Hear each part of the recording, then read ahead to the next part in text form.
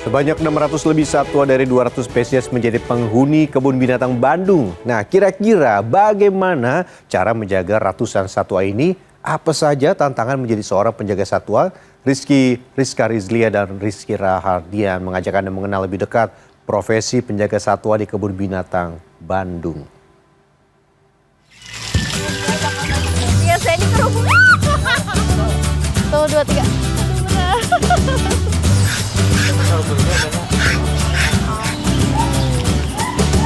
Beneran. Bentar ya, bentar sayang. Lihatin kamera. Berdiri di atas lahan seluas 14 hektare, Kebun Binatang Bandung menjadi salah satu tempat rekreasi sekaligus edukasi. Biasanya, kebun binatang yang terletak di Jalan Taman Sari, Kota Bandung ini ramai dikunjungi saat akhir pekan dan saat masa liburan tiba. Pengunjung tak hanya bisa melihat aneka satwa, tapi juga dapat berinteraksi langsung dengan satwa yang ada.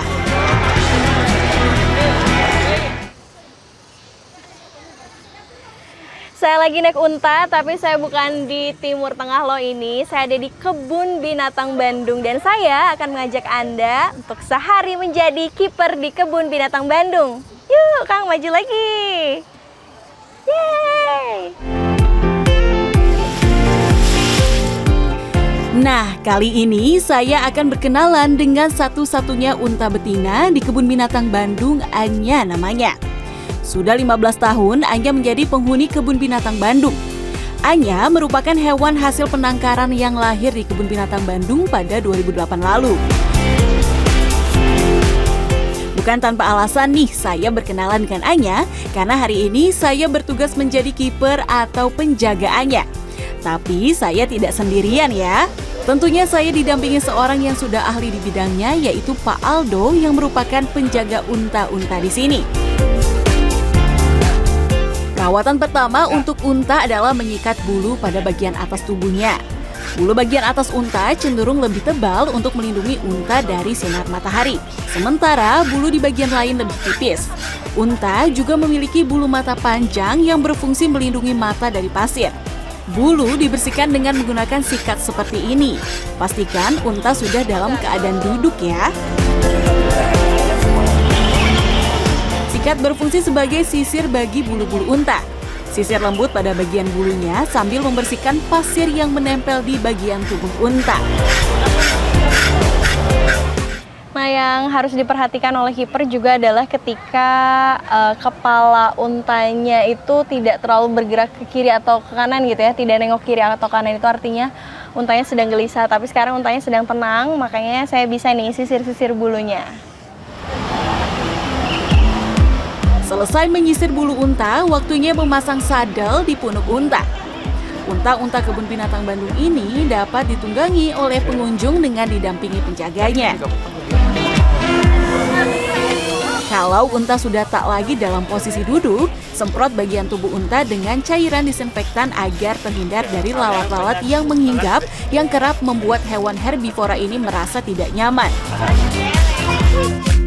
Barulah unta diajak berjalan-jalan mengitari kandang. Hal ini berguna bagi unta agar tidak kelebihan berat badan karena terlalu banyak berdiam diri setelah makan. Ketiga, unta di Kebun Binatang Bandung diberi pakan 3 kali sehari.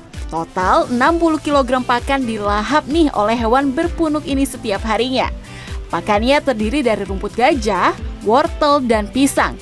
Biasanya pada siang atau sore hari, unta diberi tambahan pakan rumput gajah yang digantung di atas tiang untuk melatih unta agar tetap aktif seperti di alam liar.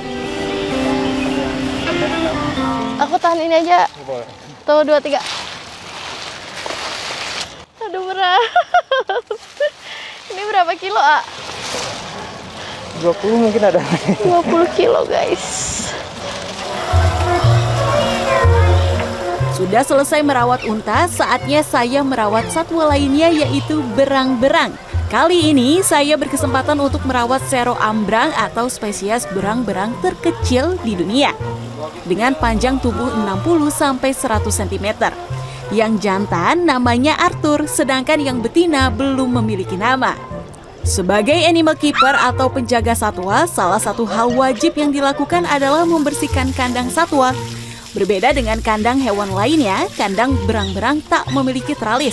Kandang peraganya berbentuk seperti akuarium yang terdiri dari kolam kecil dan sedikit daratan. Kedua berang-berang ini melompat-lompat ke arah saya. Katanya sih ingin berkenalan. Hehehe. Berang-berang berusia 2 tahun ini terus berlarian ke arah saya sambil mengeluarkan suara khasnya.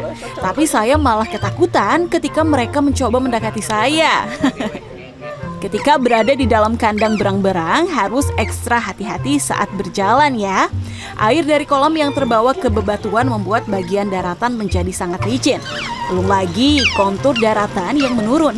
Kalau tidak hati-hati, bisa-bisa saya tercebur ke dalam kolam. Lihat saya di kerubungan.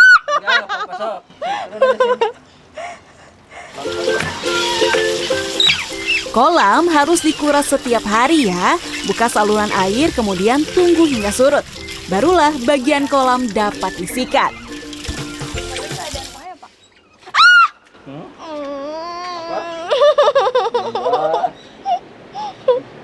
Rianya ngigit.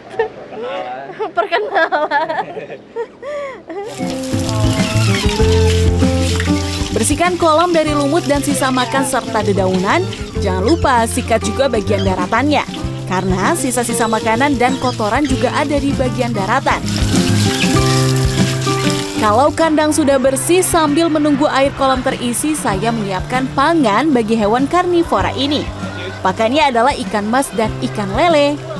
Melihat saya membawa ember berisi ikan, Arthur dan pasangannya terus berlarian di sekitar saya. Kedua berang-berang ini nampak mengemaskan bagi saya. Tapi saking lincahnya, sulit bagi saya untuk berada lebih dekat. Kecuali kalau mereka sedang makan nih. Baru deh mereka menjadi pasif dan tidak berlarian, melainkan fokus pada ikan hasil buruannya dan makan dengan lahap. Mengurus dua berang-berang mungil nan lincah sudah selesai, waktunya saya beralih ke hewan lainnya. Ini dia Salsa, rusa Timor betina berusia 3 bulan. Salsa, si bayi rusa Timor ini tak lagi menyusui pada induknya karena induknya tak mau menyusui Salsa sejak lahir. Jadi Salsa diberi susu murni menggunakan dot. Yuk kita coba dekati Salsa.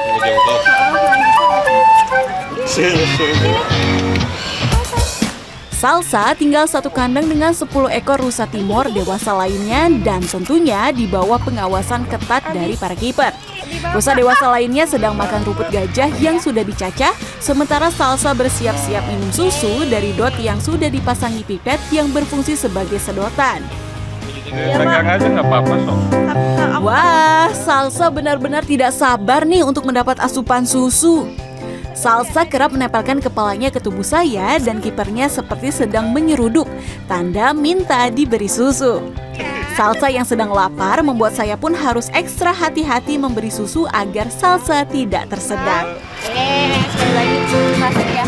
Nah, perut sudah kenyang, Salsa pun sudah mulai tenang. Baru nih saya bisa mendekat tanpa khawatir diseruduk seperti tadi. Meski sudah kenyang, bayi Salsa yang mengemaskan ini tetap berkeliaran di sekitar saya dan kiper, meminta jatah makanan yang lain. Selain diberi susu, Salsa juga diberi pakan tambahan lainnya seperti kangkung dan wortel. Yuk kita siapkan pakan untuk Salsa. Wah, ternyata bukan hanya Salsa nih yang bersemangat karena kedatangan wortel dan kangkung. Rusa-rusa dewasa dengan tanduk-tanduk besar juga mendekati saya. Saya diimbau untuk dapat menjaga jarak karena hewan endemik Indonesia yang satu ini memiliki tanduk sekitar 80 hingga 90 cm dengan ujung yang runcing. Saya pun harus waspada. Fokus utama saya dan kiper saat ini adalah memberikan pakan untuk Salsa. Mengingat rusa dewasa sudah diberi makan rumput gajah.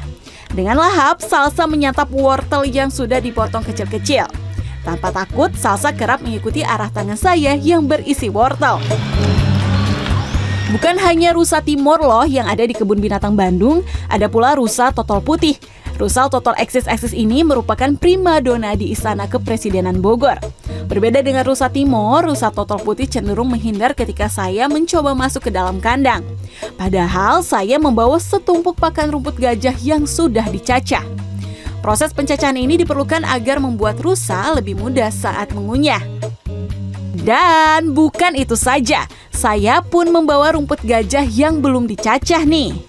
Rumput-rumput yang didatangkan dari Kabupaten Purwakarta ini menjadi favorit aneka satwa herbivora di Kebun Binatang Bandung. Kali ini, untuk melatih kelincahan dan keaktifan penggerakan rusa total putih, rumput digantung setinggi 1 meter di dalam kandang. Selain favorit bagi rusa-rusa, rumput gajah juga menjadi favorit bagi Noni, banteng Jawa betina yang memiliki warna coklat terang ini. Rumput gajah diberikan setiap 2 kali sehari, pagi dan sore. Noni belum memiliki pasangan. Noni juga merupakan salah satu satwa yang masuk dalam kategori terancam punah akibat perburuan liar. Begitupun beberapa satwa lainnya di Kebun Binatang Bandung seperti harimau Sumatera dan gajah Sumatera. Maka dari itu, salah satu misi dari Kebun Binatang Bandung adalah mewujudkan terpeliharanya keanekaragaman jenis satwa dari kepunahan. Kebun Binatang Bandung juga melakukan upaya pengelolaan satwa liar yang sesuai dengan kaidah konservasi.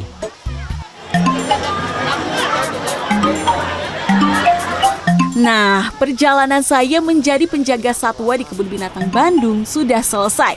Penuh tantangan tapi juga menyenangkan ya. Bisa berinteraksi langsung dengan beberapa jenis satwa yang tentunya tidak dapat dilakukan sembarangan, melainkan perlu pengawasan dan pendampingan dari penjaga satwanya. Tetap perlu diingat bahwa setiap satwa dapat kapan saja menyerang ketika merasa terancam. Oleh karena itu, menjaga jarak dan waspada wajib dilakukan. Rizka Rizlia, Rizky Rahadian, Bandung, Jawa Barat.